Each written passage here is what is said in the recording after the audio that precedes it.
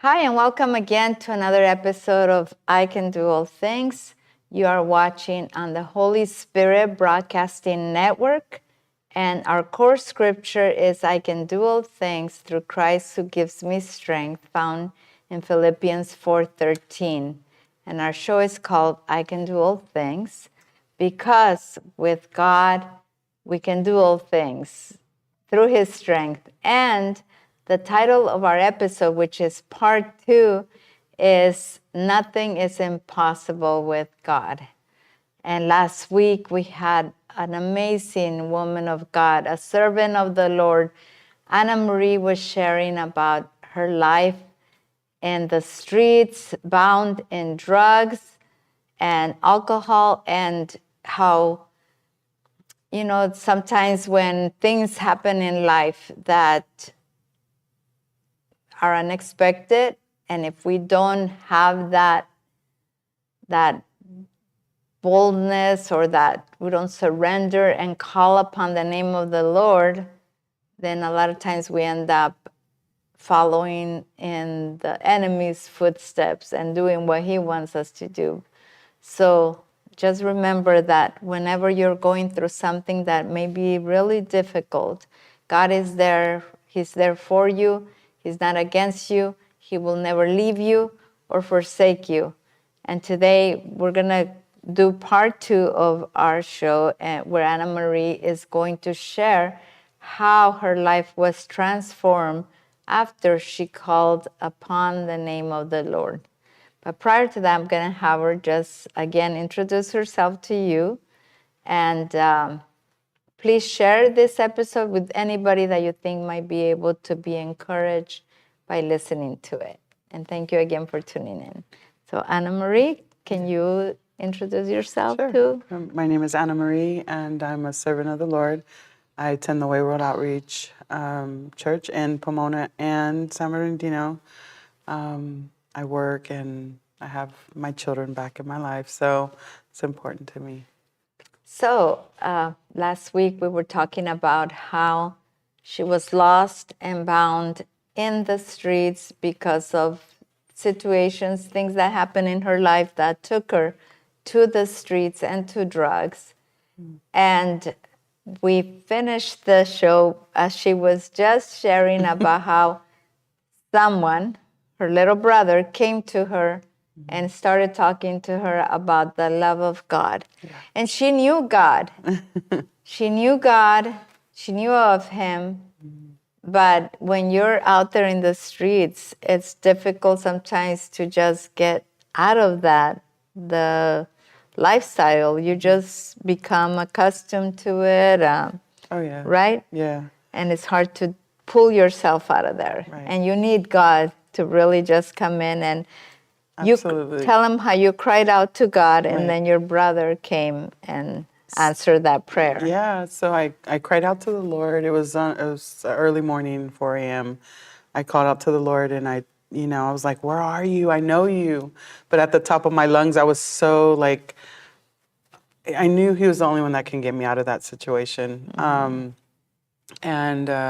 When my brother showed up and told me that he loved me, tears came, because in the streets they say tears are weakness, and it's really not. It's a form of worship as well. So, I mean, I really studied and learned. Here I am, this tough girl, and then when I come to Christ, I'm like a crybaby. But it's God's grace. It's His grace and His mercy. So your brother came. Mm-hmm. You finally surrender. Mm-hmm. And you were open to receiving the help. Mm-hmm. And what happened next? How did things begin to change? Where did your brother take you?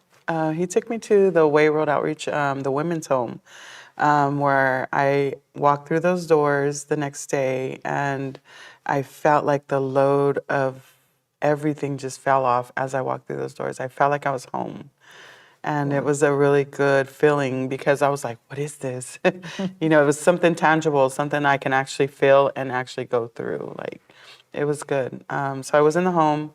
I was in the home for 1.5 years, and being there with other women going through the same things, it was tough. It was tough, but I really had to open up my word and figure like, this is the truth. If this is the truth, what was I living? What was that? Who was that? Because I didn't want nothing to do with that. I was stuck in a place that I couldn't get out of on my own. But here I was with the Lord and understanding the truth by reading and writing and stuff. So it learning it was something I didn't never want to do, like going through school and stuff. So coming to Christ, learning the Word, I had to literally dig in on my own. We did Bible studies in the morning, but it was something more was calling me. The first book I ever read on my own, I heard the Lord say, Joshua, and I was like, who's Joshua? I've never really opened up the book on my own Yes. to know that there was a book in here called Joshua. Yes. So when he said Joshua, I asked the girls, I was like, you guys know Joshua? Because I'm like thinking, who I need to pray for? Is it I need to pray for this person? So I prayed for a Joshua, I don't even know. But the girls are like, no, it's in the Bible. And a girl brought me her Bible and she's like, you can have mine. Wow. And I literally opened it up in the front where it says Joshua. So I went to the book and I opened it up and I began to read. They're all sitting around. It was on a Saturday. I opened it up and as I was reading it, I felt like he was really talking to me directly. Yes. And so I started to cry and the girls are like, are you okay? And I was like, I closed my book and I said, you know what? I need to go outside and read this on my own. So I took my Bible and I went to the front of the home. I sat out there and I read it over and over, 1 through 9, 1 through 9, 1 through 10, and I couldn't even go any further. I would just break down and I would cry. Wow. And Powerful. Yeah. So your heart was receptive to hear from the Lord and he was speaking to you. Yeah. That is amazing. And I'm sure, so did the home have, just curious because of people who are out there in the streets, Yeah. did the home have certain things you had to do, or you were just like, what did you receive when you got to the home?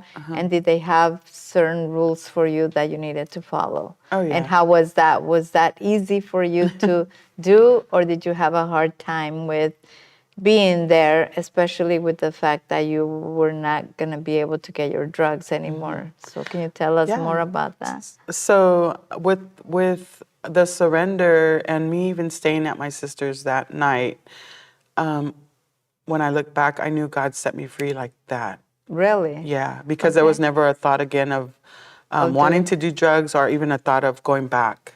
So I know He set me free in that moment for such a time as this. Wow, that is powerful, because Yeah. that, I know people who try to leave the drugs and they just can't. Yeah, no, it was And something they do go through withdrawals and all kinds of yeah, stuff. I didn't have no withdrawals. So you got set free immediately. Immediately. Because, and this is the thing, out in the streets, I didn't like a liar. Like, that was just me. Like, if you lied to me, I was done with you. I'd cut you off, because I ended up being a drug dealer and just cut you people off. And for me to understand that this is the truth and opening it up and reading it, I didn't like liars. So knowing the truth, I didn't want that lifestyle ever again. I didn't want it to ever come back. I wanted to know more of who I was right here. If this is the truth, I didn't want nothing to do with the lie anymore. And we know who the father of lies is, Yes. he is. And he, people spoke death over me, the lies, the curses. And Yes. I was like, no, it brought more of like, okay, I'm going to do this. I'd rather do this than that. Yeah. And it became more, it was tangible in a way that he was showing me through this. And because like I still tried to do like, the leaders tell you to go clean this, and I'm like, I don't want to do that. And all the girls are cleaning except for Anna, and they walk over so right in time. you did have rules in the home. There was so many rules, and there was, they're good for you because to be submitted under authority, it brings freedom. It brings freedom because in the streets there's no authority. Yes. Not even with the police, We're like, But being there, you didn't recognize that in the beginning Not because in you the were still beginning. not listening. And what kind of consequences did you have when you didn't listen? Because when you come in, it's a 30-day blackout. No TV, no phone, no nothing. Just, with their, so they pull the things of the world away, like, no distractions for 30 days. So after my 30 days, there I go thinking I can still do it my way. Yes. So the discipline was another 30 days blackout. Wow. So with the 30 days, I can tell you that I was on blackout for 9 months. So there were some things that the Lord was Okay. trying to take, Yeah. So, I mean, because when you submit, and it took me a long time to submit and do the process. But with me getting in trouble and there in the home, and I was like, the thought was to leave at one point. And I was like, I started to look around because, they say, you have the devil on this side and God on this side. But it's true because, you hear, the good and then you hear the bad, because the bad was like telling me to leave the home. And the good was like, you're going to let somebody push you out of your spot, your bed, and coming from the streets, you're like, if you get a spot, that's your spot, So I wanted to hold on to that spot. So, is there anything that they give you or tell you when you're in the home as to what you need to do, like requirements before you can go back to your, I don't know, like where do you want to go back? Yeah, Like so, it's, yeah, you don't want to go back. Well, a lot of people or do like go back. Yeah. like, do they have a time frame or where you can stay there and then you have to leave? Do they, or they just give you your time, whatever time you need? So when you come there, you commit for a year. It's a full year commitment with the open door policy. 30-day blackout. The rules are you cannot fight with anybody, and if no physical putting your hands on people. So immediately you have to go if that's the case. But other than that, we get up in the morning, 6 a.m., Bible study, 8 o'clock, chores. Everybody has chores, something to do, clean the kitchen, the bathrooms. The house is really big, so it needs to be cleaned, like you would if you had your own home. Right. It taught us, when you get up in the morning, first thing is the Lord. It taught us, then we have somebody cooking us breakfast, and then we have somebody doing the dishes, and then we have a driver that drives us to church and where we need to go. So it's very organized. It's very like the real world. Like these are the situations. Like if you were to go to a job, then we go to the church and we clean the church. They start you off, and I like to use the word humility because to clean the bathrooms and you have to really be humble to do these things that they're asking. And it really broke me down, but I felt so honored to clean the house of the Lord. I would be over there vacuuming and they're like, you're weird. But I knew I was home and I felt good. I Yes. felt good. So. And you shared a story with me because then I want to know, you encountered somebody from your past. Oh, yeah. Did this happen after you were already in the home and you had left the home, or during the time you were in the home? What happened was in the streets when I was in my addiction. Before. Before. It was I used to work for somebody. I was a drug dealer, and I had somebody that I got my drugs from. And I remember just one time he came to me and he was like, "Hey, somebody robbed me," and I was like, "Who robbed you?" And it ended up being a girl that I helped him. She needed help, so I took her to him. He gave her drugs. She said I robbed her, and she told him, and he believed her instead of. So, which went all bad because then he put a hit on me. And in the streets, I was like, I don't back down from nobody. That was the mindset. Like any sign of weakness, people get killed for that out there in the streets. So I'm like, I'm not backing down. And so once he put a hit on me, I was just like, whatever. Like he has to come see me and he has to get permission. There's, like the laws, the same thing in gang life and stuff. You have to have permission. And so for me, I was like, he's going to have to take his time, with that one. Yes. But I remember when the actual hitman, because we all worked together, it was him, I was the apprentice, and then we had a hitman. We all worked Pomona together, you know. And so with him calling me up one day, it was probably like a month later. I just figured, you know, maybe it just died down or something. But then he called me and he was like, hey, where you at? And I was like, what's up? You know, I didn't want to show no weakness, you know, so. But you were afraid. I was a little afraid because I'm like, he's like, where you at? Because I was at a train station. Like, he's not gonna come to the train station right now, you know. But I told him, I said, I'm right here. And so he's like, I'm gonna come and pick you up. And when he said that, I was like, okay, I'm right here at the train station. And he was like, I'll be right there. And that let me know as a, you know, organized crime that he got there too fast, too soon. It was like maybe 5 or 6 minutes. So he was already in the area looking for me. So when he pulled up and I'm looking at him and he's looking at me, he's like, rolls down his window and he's like, get in. And I looked at him and my heart started to pound a little bit. Like, do I get in or do I not get in? Because if I don't get in, I look like I'm weak and he's going to do what he's going to do regardless. So I was like, okay, what are we doing? So I get in the car because I'm not afraid and I don't want to feel or, you know, I'm just like that voice telling you, you're not afraid, just do it, go, you know? So I'm like, puffing up my chest and let's go. So I get in the car and I looked at him, I said, what are we doing? You know, because we sold drugs together, what are we doing? And he said, let's do something different today. And I was like, I looked at him like, what are you talking about?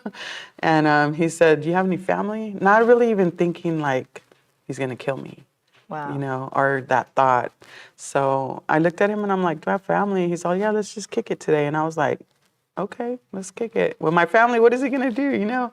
So we went to my family's and we kicked it there for a little bit. And I noticed that. You took him to your family's house, what, to your sisters? No. It was a cousin. Okay. They partied too, so we just, right there in the garage in Pomona.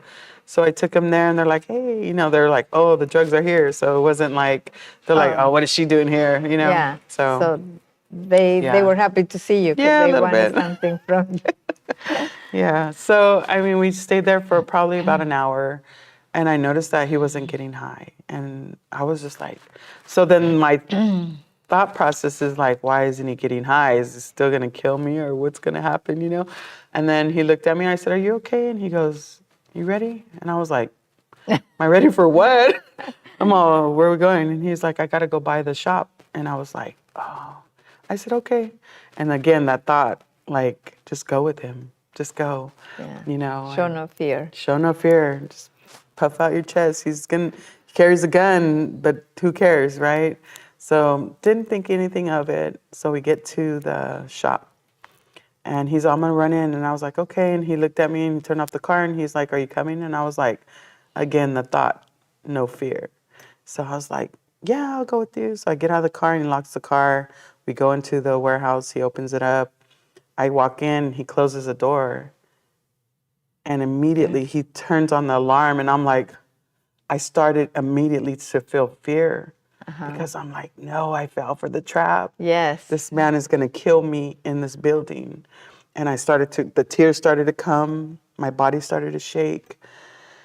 And I was like, no, this guy's going to kill me. And he walks over gently, calm, pulls up a chair and he says, sit down. He walks around. And by this time, I already know. I've been with him when he's done things like this. So I'm just like, it's my turn. I'm going to die. And that was the thought, my body's shaking. And he was like, you know why I brought you here, right? And I was like, I mean, literally, like my whole body was shaking. I'm crying, boogers, everything. And I was like, I know why you brought me here. And he was pacing back and forth with, again, the devil in his ear. And I know God was in that too, because he was like, I don't understand. It doesn't make sense to me. And he was screaming like, doesn't make no sense. You're good. And I'm like, I mean, there was nothing but fear all over me. And I couldn't shake that for nothing. And I looked at the gun because he had it there on the table. And he looked at me and he was like, he sat down and he, you know, from the pacing, and he's like, it doesn't make no sense. It doesn't make sense. Like, you're good. you're good. We watched you for years before we pulled you in, you know. And I'm just like, I'm still shaking, and I'm like, and there was never a thought like to call on God. There was never a thought, because the fear overcomes you. And he was like, it doesn't make no sense. He put his hand on his head, and he's like, it doesn't make no sense. Like there was a battle in his mind, and he started to shake his head, and he started to cry. And I know God touched him. I know God touched him, because he was like, So I can't do it. tell us how that situation ended. Like, how did he release you and let you go? Yeah, he was just like, I can't do it. He started to cry, and he put his hands on his head, and he was like, I can't do it. I can't do it. Annie, I can't do it. So from that time, God was already on your side. Like, he already had his hand upon you. Yes. He saved you from Yeah. that situation. Yeah. So now let's fast forward. Now you're serving God. You're saved. And then what happens? You get a call from somebody that you did not expect. Oh, again, because I accepted when I got that, you know, saved, and he reached out to me. I accepted it, and You probably accepted what? like I accepted he sent me a friend request On Facebook? on Facebook. Okay. He sent me a friend request, and I was crying. I was like, oh my gosh, this is a guy. I told my spiritual mom, Norma, and she was just like, forgive him. And that's what I heard the Lord saying, just forgive him. And so I accepted his friend request. And then he ended up calling me, FaceTiming me. And I literally had to dig in, like, this man wanted to kill me. He wanted me dead. But here he is calling me, you know, so I answered the call. And he was like he was like, what's up? And he's still doing the thing, smoking in the motel room. And why do you think he called you? I know maybe in his head, like, this is what he said. This is the one that got away. This is the one that got away. And he's showing everybody, and I'm like, hi. Okay. So he remembered you, like, and he wanted to tell others. Yeah. He was testifying on your behalf. Yeah, literally, he really was. And then another time he had called me that he wanted for me to pray with him, because he lost his son. So I get to pray for this person that almost took my life. So isn't it amazing how God just brings everything full circle, and from So good. that, dealing with your heart and your forgiveness for him. So, absolutely. and now, what are you doing now that you left the home, and then what did God do in your life and in the church that you're at? What are you doing? So the Lord, as soon as I left the home, we started, I went to LU, it's our leadership university from the Way, and I took Bible college, and it's what it is. It's a 2-year program, and I did that, and then he led me there, and then we started to build in Pomona, the same place where I was held bondage. We started to build a church there, and so we do have a campus there in Pomona, and it's amazing that God would even use me. I'm like the foolish thing of the world, to build His kingdom. I still hit the streets. I do have a ministry, which the Lord is like, and I feel like this is the time, because He called me a fisherman. So I do hit the streets. It's called About My Father's Business, and I carry water in my trunk, food, little snack bags for them, but most of all, I carry His Spirit with me. So you go out into the streets and you talk to people who are out there, and you totally understand where they're at, and you provide the food for. That's great. Yeah. And what does the future hold for Anna Marie? There's no limit. There's no limit to what God can do. And my prayer every day is, give me an opportunity to share your love and your kindness. And so most of the time it starts with humility. and servanthood. So You shared a poem with me. Oh. Can you recite it with Oh, them? Because you yeah. said that one time God wanted you to write. Oh yeah, yeah. And you wrote this poem. He wrote it. I heard it. So share with them Sure. what he said. So yeah, he called me a writer, and I was like, I kind of like laughed, kind of like Sarah. Huh? Yeah, sure. So I literally picked up a notebook and put the pen to the paper, and I was like, okay, God, you got me here. Now what? And the thought came, the hustle and bustle just for a hit isn't the same for me. Lord, please help me. I want to quit. Lord, take the taste out of my mouth. I pray for this every day. Yes, it's me again, your daughter, Anna Marie, keeping me safe in your arms till it's time to sound your alarm. You woke me from a slumber I thought I would never come out from under. You see, the devil's a liar, and my heart was tired and losing its desires. You see, my brother showed up with the glow for the Lord that put a spark back into my life, heartbeat again, led me back to my salvation. I'm all in, Lord, tears of joy that shows that you showed up in Pomona with mercy and grace. Thank you, Heavenly Father, I can look into the mirror at my own beautiful face. See, your picture's bigger than I can imagine. As far back as I can remember, 1 John 4:7-8, for God is love. Now my cup runneth over. I found my identity. XOXO Anna Marie. As I stand here fearless telling my life story, I'll never stop worshiping and giving you all the glory. And as I read it back, I began to cry, and he said, I'm the author of your life story. Yes, he is.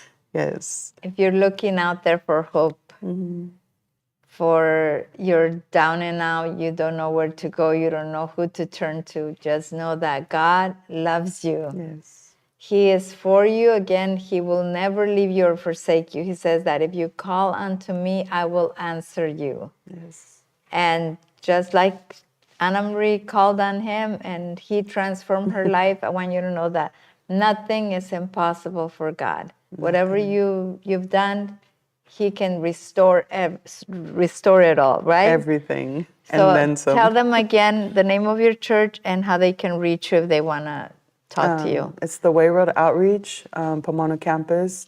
And you can email me at Anna Luera, ANNALUERA 2022 @gmail.com. Thank you again for tuning in to the Holy Spirit Broadcasting Network. Yes. And please share this powerful testimony with somebody that you know can receive the hope. And tune again next week. See you here at I Can Do All Things.